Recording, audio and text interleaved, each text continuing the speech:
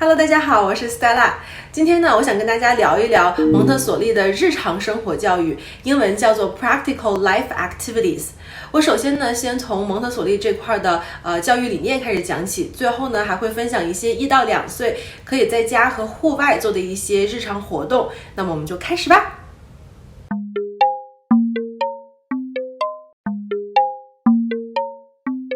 像我们大人平常做的一些很简单很日常的事情，在孩子眼里，尤其是年纪比较小的孩子，都是非常复杂非常有吸引力的，他们会很感兴趣，很想试一试这样。那么不妨我们就让他们试一试，不仅可以锻炼他们的运动能力和眼手协调能力，还可以锻炼他们的责任心和自信心，还可以培养他们更有责任感，所以 why not？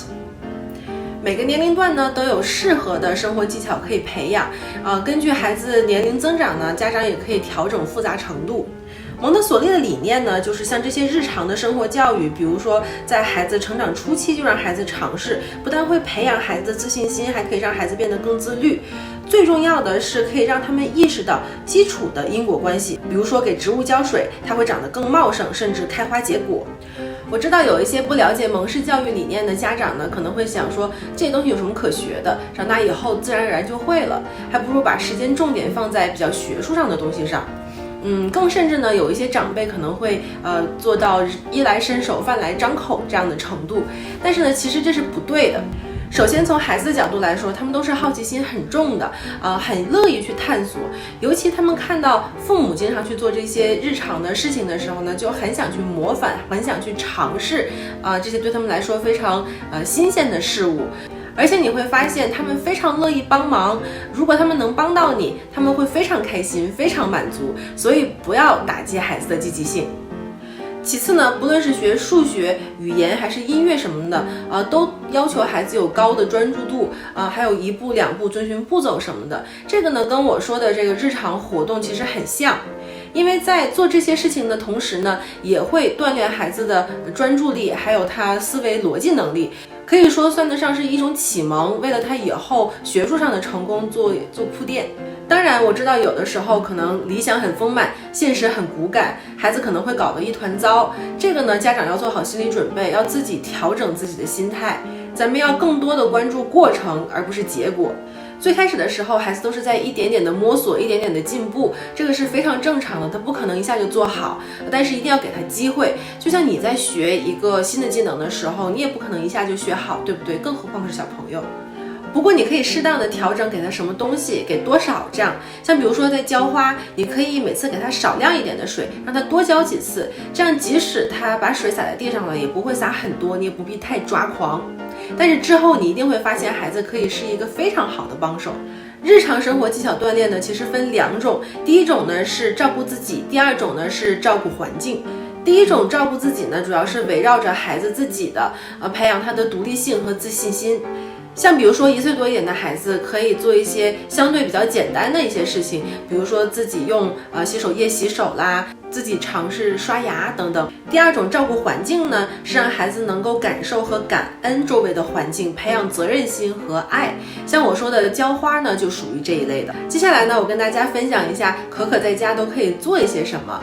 他现在1岁半了嘛，我们是从他大概1岁开始，就让他做一些力所能及的事情，而且我能明显的看到他一遍一遍的尝试，一遍一遍的去调整改进，然后一次做的比一次更好。首先呢是洗手，这个从可可会走了以后，我们就开始培养他饭前饭后洗手的习惯。最开始的时候，因为身高问题，我们是抱着他洗的。现在呢，他可以借着一点帮助，自己站在辅助凳子上洗手了。我们现在给他用的是这个自动洗手液，比较简单，你也可以选择肥皂什么的。最开始呢，他是不会自己搓手的，不断的去教他，还让他模仿我们，他就很快能学会。之后呢，等他再长大一点，我们会让他用这个按压式的洗手液，给他增加一点难度。洗衣服呢，我们现在是1个星期会用洗衣机给可可洗1次衣服，现在都是他自己把脏衣服往洗衣机里面丢，然后再关上门，我们按钮啊加洗衣液什么的。最开始他1岁左右的时候呢，他是有点害怕这个黑漆漆的大圆筒的，我大概教了2、3次，让他看到我往里面放衣服，他才敢尝试。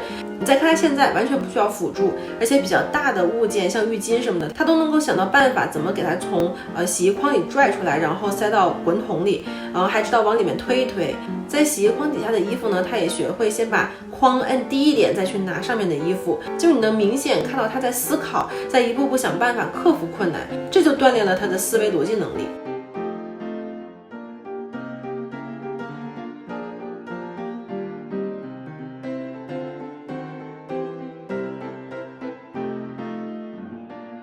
从1岁以后呢，我们才给可可用真正的牙刷。最开始呢，他还是比较抗拒的，只是喜欢吃牙膏，不太配合刷牙。之后呢，我们给他买了这个电动牙刷，就激发了他的兴趣出来。它不仅会震动，还有一个白色的小灯，对他来说就很稀奇。现在呢，我们就是先给他刷牙，保证牙齿都有好好的刷到，然后把牙刷给他，让他自己试着刷。在刷牙这方面呢，我觉得他还有很大的进步空间，但是至少他会感兴趣刷牙，也愿意自己去试着刷，知道晚上睡前需要刷牙。现在除了会让可可试着自己吃饭之外呢，我们还教他用普通的水杯喝水或者是喝果汁。他现在呢也是做的比较好了，会知道把手抬高才能喝到，但是又不能太高，不然会洒。在不断的练习之后呢，他现在这个度掌握的还是不错的。我还会经常跟他一起手动榨橙汁喝，让他能够清楚的看到橙汁是从橙子里面榨出来的水，让他看到明白这么一个关系。我们家呢有几盆花和树，现在基本上都是可可在照顾。每次跟他说要浇花了，他就很积极的去找浇花的壶，然后拿给我，让我给他接水。随着年龄的增长呢，个子再高一点，我又打算让他自己接水，增加一些难度。浇花浇树呢，也是大概从他1岁开始的时候，我们就开始培养。最开始的时候，他走路还不是很稳，经常走着走着，水壶里的水就洒出来一些。现在呢，他学会了小幅度的走路，稳了很多，拿着壶的手也比较稳了。浇花的时候呢，水也很少会洒出来，不像之前可能浇一半洒一半这样。现在不论是大运动还是精细动作方面，都明显的进步了很多，改善了很多。你能看到他在不断的思考，完善自己。我都是给他比较少量的水，然后让他多浇几次。而且我建议在购置水壶的时候，可以选择水壶前面有一个挡水的盖子的那种，这样能够防止在浇的时候水从壶里面漏出来。然后最好壶嘴也不要太尖，怕孩子拿不稳摔倒的话会伤到他。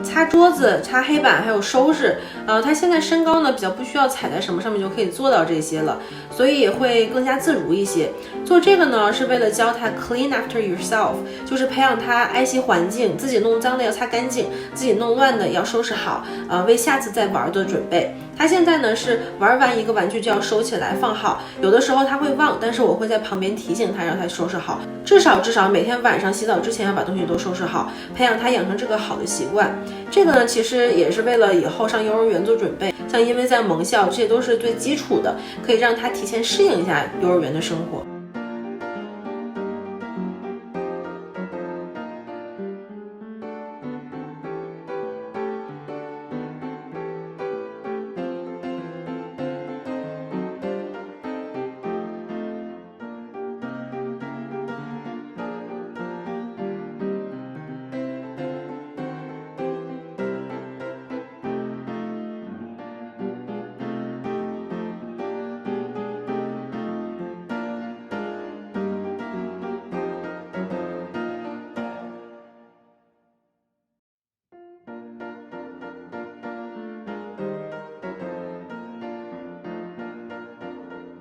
如果家里有宠物的家庭，让宝宝参与照顾宠物是一个很棒的选择，既增进了他们彼此之间的感情，还能培养孩子的爱和责任心。我们从可可会走开始呢，就锻炼他每天喂鱼，也是从这儿能够看出来，可可眼手协调能力的进步，还有对鱼的喜爱。他经常喂完鱼以后，还会观察一会儿鱼，有的时候还会学着小鱼张嘴吃饭的样子，非常有爱。给狗狗喂饭呢也是一样的，我们每天都会让可可给狗狗准备饭和水。我们家这个狗狗11岁了，有点凶，所以他俩玩不太到一起去。但是他俩最融洽的时候就是吃饭喂饭的时候。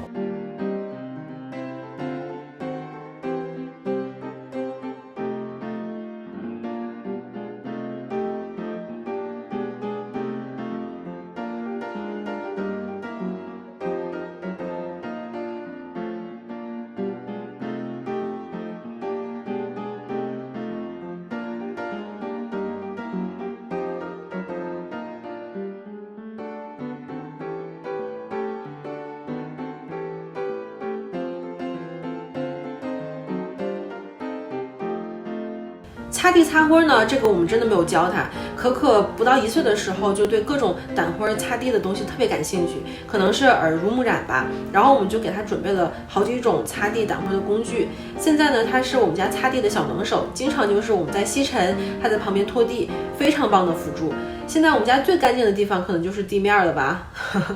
我们还在考虑给他入一个 Dyson 的儿童吸尘器，虽然说是玩具，但是我看评论说可以少量吸尘的。入手了的妈妈麻烦评论区告诉我好不好用，谢谢啦。小雪，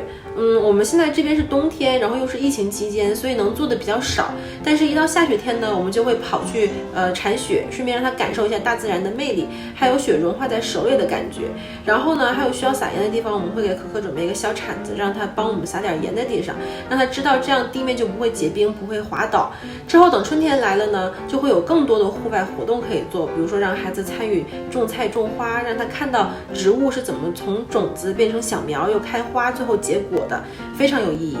好啦，以上就是日常生活教育的所有内容了。喜欢我的视频，记得点赞加关注，感谢你的支持。那我们下期再见啦，拜拜。